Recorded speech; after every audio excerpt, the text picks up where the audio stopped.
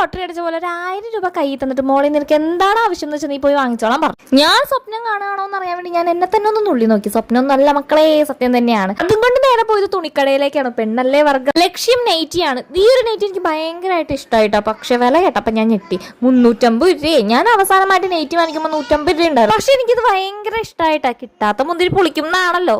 ഇതും കൊണ്ട് ആ ഫ്രണ്ടിലെ ഡോറ് വഴി ഇറങ്ങി ഓടിയാലോ എന്ന് വരെ ഞാൻ ചിന്തിച്ചു. പിന്നെ അതേ മാറ്റി മറിച്ച് റൈറ്റ് കുറവുള്ളതൊക്കെ നോക്കിയിട്ടാ. പക്ഷെ എന്റെ സൈസിലുള്ളതേ അല്ലാതെ എക്സലൊക്കെ ആയിരുന്നു കേട്ടോ. ഇത് ഞാൻ യൂസ് ആക്കില്ല എന്ന് വിചാരിച്ചൊരു സാധനമാണ് ഇത്.